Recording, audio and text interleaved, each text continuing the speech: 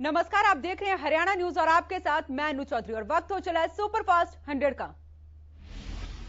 आज देश के किसानों के खाते में अब प्रधानमंत्री किसान सम्मान निधि की 2000 रुपए की अगली किस्त आज जमा होगी। खुद प्रधानमंत्री मोदी 9.75 करोड़ किसान परिवारों को यह सौगात देंगे।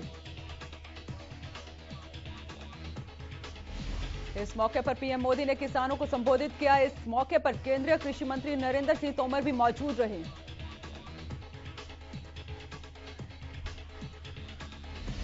जानकारी दे दें कि पीएम किसान सम्मान निधि योजना भारत सरकार की योजना है। इसकी राशि सीधे लाभार्थियों के बैंक खाते में ट्रांसफर की जाएगी। योजना के तहत विभिन्न श्रेणियां बनाई गई हैं। किसान अपना स्टेटस पीएम किसान ऑनलाइन पोर्टल www.pmkisan.com पर डाल या मोबाइल ऐप के जरिए चेक कर सकते हैं। आज सावन का तीसरा सोमवार है। सावन के महीने में सोमवार का विशेष महत्व है। तीसरे सोमवार के दिन व्रत रखने और भगवान शिव की पूजा करने से भोले बाबा खुश होते हैं। टोक्यो ओलंपिक में शानदार प्रदर्शन के बाद भारतीय एथलीट आज स्वदेश लौटेंगे।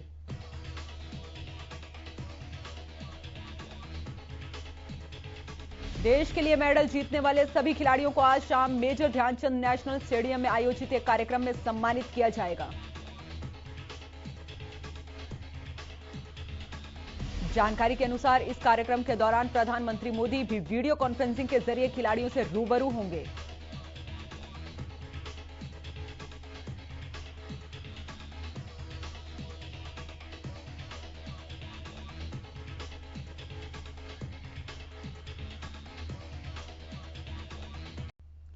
तो भारत ने टोक्यो ओलंपिक में कुल 7 पदक जीते, जिनमें 1 गोल्ड, 2 सिल्वर और 4 ब्रॉन्ज मेडल शामिल हैं।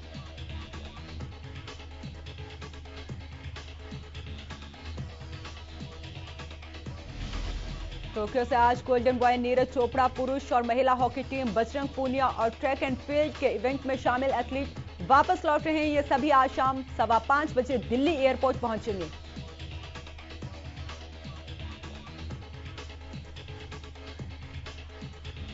सीएम मनोहर लाल ने बजरंग पूनिया को दी बधाई। वीडियो कॉल के जरिए सीएम ने बात की। बजरंग पूनिया को दी जीत की बधाई। पूनिया के गांव में कार्यक्रम में करेंगे शिरकत। रविवार को हरियाणा के गृह मंत्री अनिल विज पानीपत में gold medal winner Neeraj Chopra के घर पहुंचे, जहां उन्होंने नीरज के परिवार से मुलाकात की। गृह मंत्री ने पूरे परिवार को नीरज की जीत के लिए बधाई दी और उज्जवल भविष्य की कामना की। जानकारी दे दें कि टोक्यो ओलंपिक में नीरज चोपड़ा ने जैसे ही गोल्ड पर कब्जा किया, देश झूम उठा। गृह मंत्री अनिल विज भी पीछे नहीं रहे थे। नीरज के पदक जीतते ही वो कुर्सी से खड़े हो गए और नाचने लगे। नाचते नाचते उन्होंने नीरज चोपड़ा के नाम के नारे भी लगाए। गृह मंत्री अनिल विज का यह अंदाज सोशल मीडिया पर खूब वायरल हो रहा है। Star javelin thrower Neeraj Chopra ने टोक्यो ओलंपिक में अद्भुत प्रदर्शन करते हुए इतिहास रच दिया।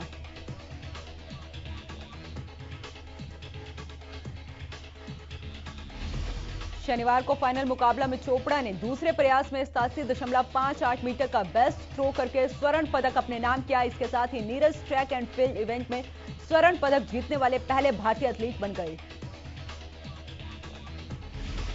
नीरज ओलंपिक के व्यक्तिगत स्पर्धा में स्वर्ण जीतने वाले दूसरे भारतीय खिलाड़ी हैं। इससे पहले अभिनव बिंद्रा ने बीजिंग ओलंपिक में 10 मीटर एयर राइफल स्पर्धा में पीला तमगा अपने नाम किया था।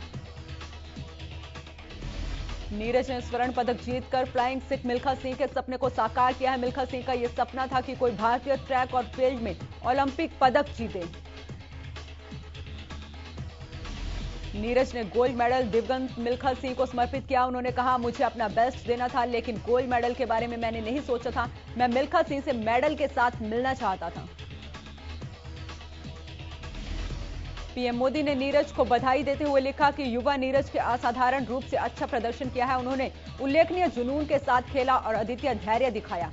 गोल्ड जीतने के लिए उन्हें बधाई।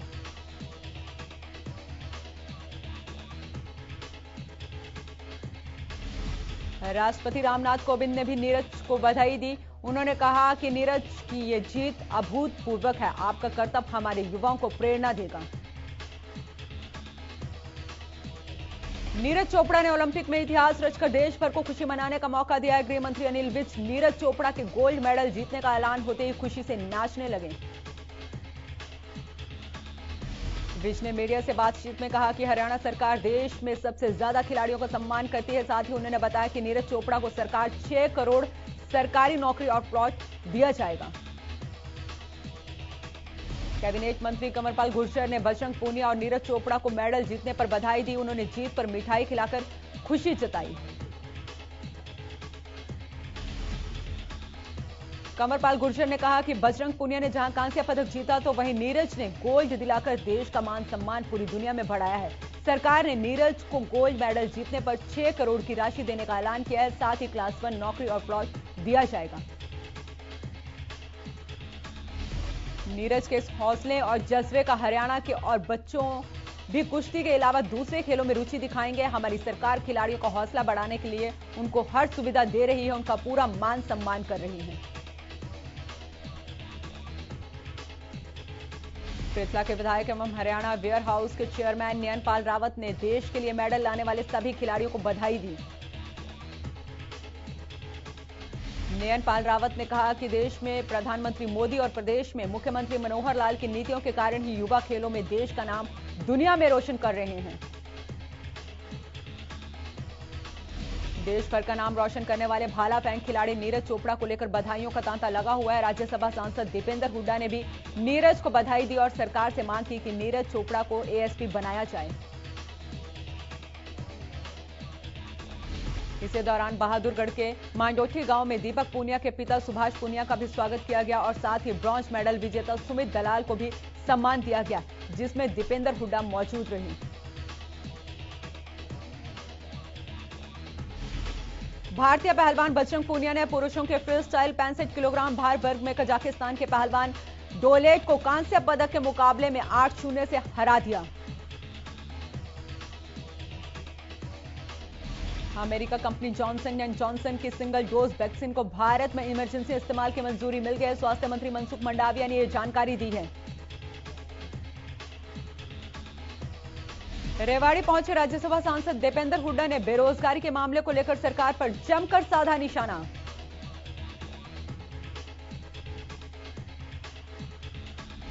दीपेंद्र ने कहा कि 7 सालों में प्रदेश को बेरोजगारी में नंबर 1 बनाया गया है। युवाओं के भविष्य के साथ खिलवाड़ हो रहा है।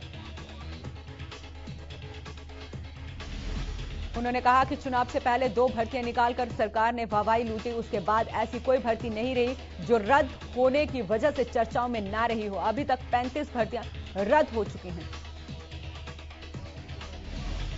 वहीं किसानों के मुद्दे को लेकर दीपेंद्र ने कहा कि सरकार किसानों को नजरअंदाज कर रही है। सरकार को किसानों से दोबारा बातचीत शुरू करनी चाहिए। पंचकुला में सोमवार को प्रदेश युवा कांग्रेस के कर्मचारी चयन आयोग के मुख्यालय का घेराव करेंगे। दरअसल पुरुष कांस्टेबल भर्ती प्रश्न पत्र लीक मामले में घेराव किया गया है, जिसको लेकर मौके पर भारी पुलिस बल तैनात रहा। पुलिस की ओर से बैरिकेडिंग भी की गई थी। प्रदर्शनकारी छात्रों ने बैरिकेड्स को तोड़कर मुख्यालय का घेराव किया। बता दें कि एनएसयूआई के पूर्व प्रदेश अध्यक्ष दिव्यांशु बुद्धिराजा की अध्यक्षता में सैकड़ों की संख्या में प्रदर्शनकारी छात्रों ने सरकार और आयोग के खिलाफ प्रदर्शन और नारेबाजी की।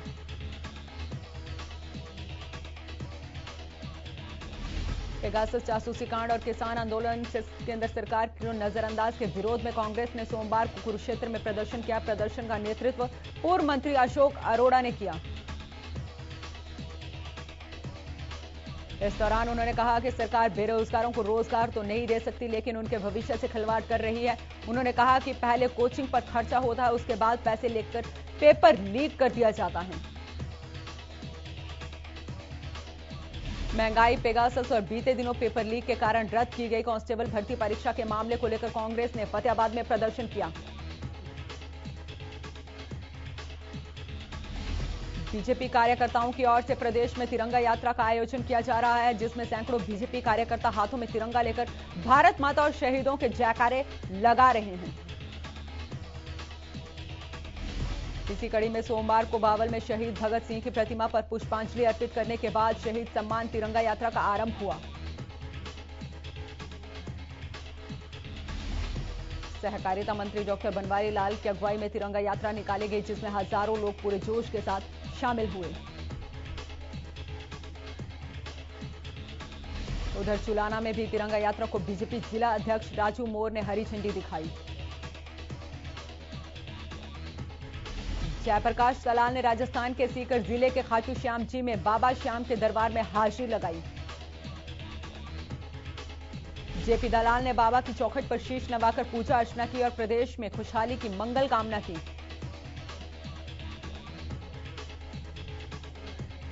इस दौरान सेवक परिवार के प्रताप सिंह चौहान ने उनका श्याम दुपट्टा उड़ाकर और प्रतीक चिन्ह देकर सम्मान किया। पिहोवा पुलिस ने देसी कट्टे सहित एक आरोपी को गिरफ्तार किया। पुलिस ने सूचना के आधार पर रविवार को गुरुद्वारा रोड पर नाकाबंदी करके आरोपी को पकड़ने में सफलता हासिल की। थाना प्रभारी जगदीश टामक ने इस बारे में जानकारी देते हुए बताया, पुलिस को गुप्त सूचना मिली थी कि भटेड़ा खालसा का रहने वाला अमित कुमार नाम का शख्स देसी कट्टा लेकर गुरुद्वारा रोड पिहोवा की तरफ आएगा।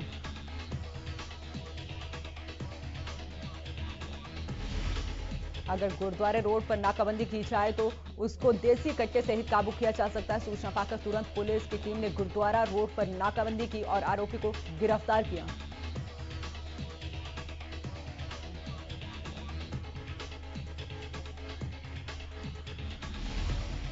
झज्जर के बादली गांव में चल रहे नशे के खिलाफ पंचायत में हजारों ग्रामीण एकजुट हो गए। पंचायत में डीएसपी और बादली थाने के एसएचओ भी मौके पर पहुंचे और ग्रामीणों ने प्रशासन को 30 सितंबर तक का वक्त दिया।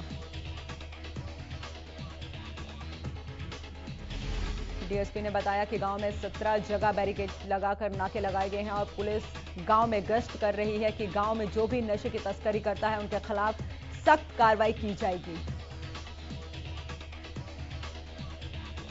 अगर कार्रवाई में कोई कमी रहती है तो उसे 15 अगस्त के बाद तेज कर दिया जाएगा। वहीं दूसरी तरफ गुलिया खाप के प्रधान ने बताया कि 30 सितंबर तक नशे के खिलाफ पुलिस कोई कार्रवाई नहीं करती तो ग्रामीण रोड जाम करने को मजबूर हो जाएंगे।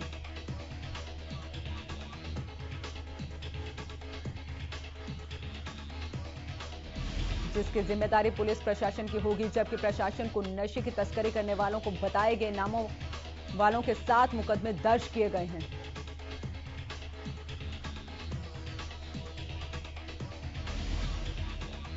तीनों कृषि कानून को लेकर किसानों का दिल्ली की सीमाओं पर आंदोलन लगातार जारी है। सोनीपत कुंडली सिंघू बॉर्डर पर संयुक्त किसान मोर्चा की बैठक के बाद प्रेस कॉन्फ्रेंस की गई।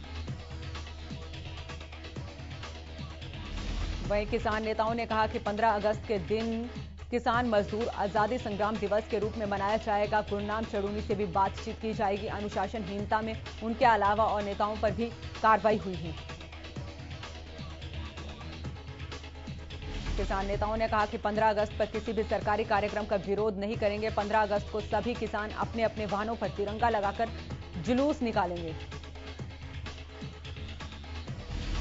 5 मेंबर की कमेटी बलबीर सिंह राजेवाला की अध्यक्षता में गुरनाम सिंह चढ़ूनी से बातचीत करेगी। गुरनाम चढ़ूनी के साथ आपसी मतभेदों को जल्द सुलझा लिया जाएगा।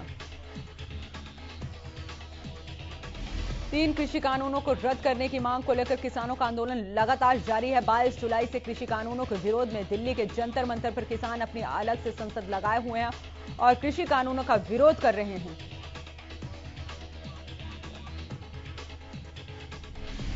आज 200 महिला किसानों का एक जत्था दिल्ली के जंतर मंतर पर किसान संसद में हिस्सा लेने पहुंचा है और आज महिला वहां पर संसद लगा रही हैं। महिला किसानों ने कहा कि जब तक सरकार तीनों कृषि कानून वापस नहीं लेगी तब तक ये आंदोलन जारी रहेगा। किसानों का आंदोलन लगातार जारी है। वहीं अब आंदोलन में विरोध के स्वर में उठने लगे हैं। किसान नेता गुरनाम चढ़ूनी ने संयुक्त किसान मोर्चा की बैठक में न जाने का फैसला लिया है।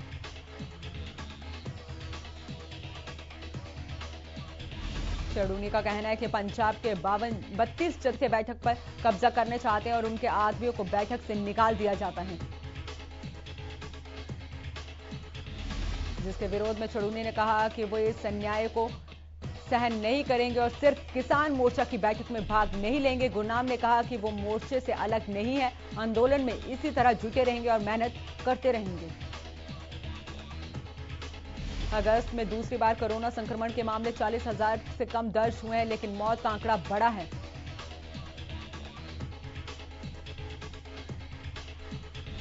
स्वास्थ्य मंत्रालय के अनुसार 6 अगस्त तक देश भर में 50 करोड़ 10 लाख कोरोना वैक्सीन की डोज दिए जा चुके हैं। बीते दिन 49 लाख टीके लगाए गए।